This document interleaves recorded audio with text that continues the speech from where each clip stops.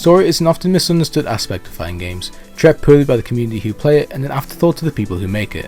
While most fighting game stories are globe-trotting anime adventures or poorly thought out attractions for casuals, fighting game lore is a fascinating thing to some and an embarrassment to others. I happen to fall into both categories, so join me as I regale you with some of the many stories told to us from fighting games.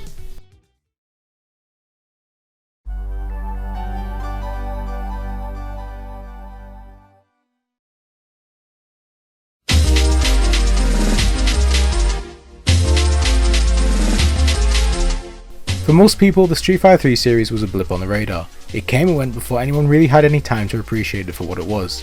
Released in the late 90s during a time when 3D graphics were the latest craze and the arcade scene was at its dying breath, Street Fighter 3 arrived from developer Capcom as the pinnacle of 2D sprite-based fighters, perhaps even fighting games themselves. About 20 years too early, that is. Yes, while most of us drool over Third Strike's gorgeous sprites and a mind-blowing Evo moment number 37 today, for the better part of its life the Street Fighter 3 games were the red-headed stepchild of the Street Fighter series, something to be ignored and locked away in a room, away from the eyes of normal people. Basically what I'm saying is that you probably didn't play it until Online Edition came out, and while you at least played Third Strike, you probably didn't play its two predecessors, New Generation and Second Impact. And yes, while both are now readily available as part of the 30th Anniversary Collection, you still probably didn't play them because of how everyone goes gaga over Third Strike and how New Generation was actually the worst game ever made, or how Second Impact is totally the secret best one, but no it actually isn't because it didn't have Makoto, and I'm going off track here. Anyway, whether you're an 09er who had no idea there even was a Street Fighter 3, a Sonic boomer who refuses to play anything that isn't 2, or a newcomer who enjoys Street Fighter 5 and has no idea who half of these people are other than Ryu, I'm going to help explain to you the story of Street Fighter 3 in the off chance Capcom ever decides to move the series past it, which I'm still waiting for by the way. Now, quick thing before I start this video, due to the nature of these older fighting games, the story is a bit fragmented between the game itself and character info books that are almost all entirely in Japanese. So while I'll try my best to stick as closely to the events shown in these games as I can, some parts may not be accurate or I'll have to assume what happened based on what these games tell us. Part 1 of this topic will be covering the events of Second Impact, which is a sort of a do-over of the events of New Generation, with some extra bits added here and there, so don't think I'm skipping a game here. Let's start with everyone's favourite glass of water without any ice in it, Ryu. After beating M. Bison's ass for what feels like the 80th time, how many times do we have to teach you this lesson, old man? I love it. Psycho power. Ryu bids farewell to his old friend Ken and sets out into the world once again to continue his quest of becoming a true warrior. With Ryu out on the road and Ken living a normal life with his wife Eliza and son Mel, the two's relationship has deteriorated, though they both hope to fight each other again one day. While out on his travels, Ryu hears about a Third World Warrior tournament being organised and decides to enter it as a means to further hone his fighting abilities while also hoping to encounter Ken. Ryu performs well in the tournament, managing to beat the hulking giant Hugo, who has entered the tournament in order to find a suitable tag team partner replacement. Hugo is able to withstand Ryu's Shin Shoryuken super art but is still ultimately defeated. Hugo and his manager Poison try to invite Ryu to be his replacement tag team partner in an upcoming tournament, but Ryu turns them down. Hugo and Poison exit the tournament after their loss and resume their hunt for a new tag team partner. Moving on in the tournament, Ryu eventually encounters the ancient Senjutsu master and hermit Oro. Despite only using one arm in battle, Oro absolutely wrecks Ryu and knocks him out of the tournament. Dismayed at his loss but still wanting to grow stronger, Ryu once again sets out into the world. After hitchhiking a ride to the outskirts of a nearby town, Ryu walks the rest of the way on foot while promising Ken and all the other fighters in the world that he'll keep fighting. Unbeknownst to Ryu at the time, Oro takes a keen interest in him as a potential student and follows him out into the world. Meanwhile, after hearing about Ryu's loss in the tournament, Ken loses interest in taking part and drops out entirely. Returning home to his family in giant yacht with his fucking face on it, Ken is approached by a young man named Sean Matsuda, who wishes to have Ken teach him after Ken saved his life from Shadaloo a couple of years prior. Ken has no interest in training the inexperienced and hot-blooded Sean, telling him to go away several times, but Sean persists again and again. Now annoyed, Ken tells Sean he must go and defeat his best friend Ryu if he is to be trained by Ken, knowing full well that it will take Sean a long time to find Ryu and even longer to beat him. Sean, clueless of Ken's real intent, quickly rushes off and finally leaves Ken in peace. Around this time, Ken begins training his son Mel, who decides he wants to take after Johnny Cage, and EX Medium punches Ken right in the balls, securing his future as an only child. Sean meanwhile resumes his hunt for Ryu, but to no avail. Coming across a mysterious fighter in the mountains, Sean makes the worst mistake of his entire life and challenges him to a fight, assuming the man to be Ryu. What Sean doesn't realise is that this man is not Ryu, but actually Akuma. You know, fucking Akuma. This man. Sean thought this guy was Ken's best friend and sparring partner. Now, I'm not sure if Sean is either A, blind, or B, dumb, and judging by some of his win quotes, it might be both, but this man is not Ryu. Anyway, Akuma naturally bodies Sean, but for some reason lets him live. Still not deterred from his dream of studying under Ken, Sean continues his journey, eventually finding Ryu deep in an unknown forest. Sean challenges Ryu to a fight, but is defeated by a single Hadoken. Still refusing to give up and using Ken's words as a motivator, Sean challenges Ryu again and again, but is repeatedly defeated.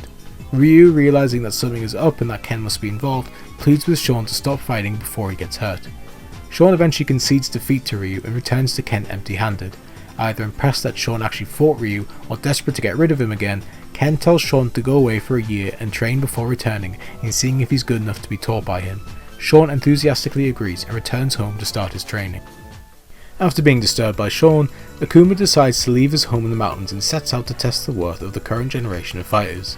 Akuma eventually encounters his old rival Ryu and the two face off once again, the two's philosophies on fighting still clashing. The winner of the fight is unknown, but for consistency's sake, let's assume Ryu won and that Akuma once again ran off with his tail between his legs. Akuma decides to hone his power even further, being able to destroy Aya's rock with a single punch. Moving on from the Shotokans and their related characters, let's focus on the characters who have no real ties to each other or the main plot of Street Fighter 3, starting with everyone's favourite gentleman boxer Dudley. Born into a wealthy family who would later lose everything due to a bad business decision, Dudley had trained from an early age to use his fists as a way to get back what he felt was rightfully his family's. After his deceased father's prized car is purchased by an unknown individual, Dudley becomes determined to find the buyer and win it back. Discovering that the buyer is also organising a fighting tournament, Dudley decides to enter it in the hopes of winning and regaining his father's car. Dudley performs well in the tournament but is unable to win. Despite his loss, the tournament's organiser is impressed with Dudley's fighting ability and sense of pride and orders his assistant Colleen to return the car to Dudley. With his goal complete and his father's car back in his possession, Dudley somehow takes it for a test drive while wearing boxing gloves, usual stuff. After leaving her home of Kenya to spread her love of fighting and dancing, Elena hears of the fighting tournament and enters it as a way of making new friends. Elena meets many new people during the tournament, but is ultimately defeated by Hugo. After her loss, Hugo takes an interest in Elena and asks him to be his partner in the upcoming tag team tournament. Elena, wanting to experience wrestling and to please the fans she's gained, accepts and joins Hugo against the team of Mike Hagar and Black Widow. After her loss in the tournament and brief time as a wrestler, Elena is transferred to a high school in Japan where she makes even more friends, inviting them to her home the following summer. Entering the tournament to test their fighting skills, twin brothers Yun and Yang Li make a brief splash before being eliminated. Returning home to the shock and joy of their friends and family, the two resume their particular brand of annoyance by tormenting their neighbours and boasting about their particular brand of kung fu. Yeah, no, they weren't really interesting, but with the unaffiliated characters out of the way, let's move on to the main course of this game, the Illuminati and their related characters.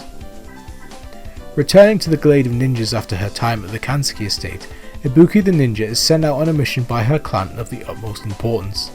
Entering the tournament under the pretense of being a normal fighter, Ibuki manages to infiltrate the tournament organizer's facility and steals a top secret file pertaining to the elusive G project, a series of mysterious experiments. Ibuki is confronted by the tournament organizer, who willingly gives Ibuki the G file, informing her that the access to the file means nothing as the G project itself is already well underway and cannot be stopped. Unnerved by the tournament organizer's words but still having completed her mission, Ibuki exits the tournament and returns home to hand the G-files over to the Glade of Ninjas. While laying on the grass thinking over the events in her head, Ibuki senses a nearby presence and leaps into action, unknowingly launching kunais at her friend Sarai and profusely apologizing to her after being yelled at. Born as the youngest of 4 children, Ilya left his impoverished home in Russia in the hopes of seeking riches and independence. After being coerced by an organisation known as the Illuminati into working for them with the promise of a better life, Ilya was tricked and forced into the G Project, an experimental program designed to create the perfect soldier. His body grossly deformed to stretch beyond its normal limits and the ability to produce electricity, Ilya became Necro. Filled with hatred for the Illuminati but afraid of what they would do to him if he revolted, Necro took part in several missions for the secret society. While kept in the Illuminati's labs, Necro would grow close to a fellow prisoner named Effie. The two would become fast friends and eventually lovers, with the promise of the two escaping and living a life together free of the Illuminati being the only thing driving them forward. Entered into the fighting tournament as a means to test his fighting ability, Necro decided that this was his best chance to betray the Illuminati and flee with Effie. Returning to the laboratory, Necro springs a trap laid by the Illuminati and is left behind to be blown up by the lab's self-destruct sequence. Despite the arrival of Effie to help rescue him, the base still explodes, but the two are able to somehow escape. Riding away on a motorcycle, the two wonder what will happen to them now that they've escaped from the Illuminati, though they are still no doubt in their crosshairs. Decide to accept whatever comes their way, they boldly ride off into the unknown, free at last. Vice President of the Illuminati and brother to its president, Urien decides to end his life of living in the shadows working against the brother he hates so much and challenges him directly for the title of president. Despite being the younger brother, Urien is a talented scientist spearheading the Illuminati's G project and a powerful fighter, mastering one of the Illuminati's 66 secret arts, powerful abilities beholden to those powerful enough to use them. Deciding that Mom said it was his turn on the Xbox, Urien is somehow able to defeat his brother and wins the title of President of the Illuminati from him.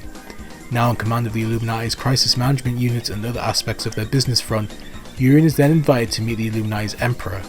Unaware that an Emperor even existed, Urien is horrified to discover that the Emperor is in fact his own brother, who still holds more power over him.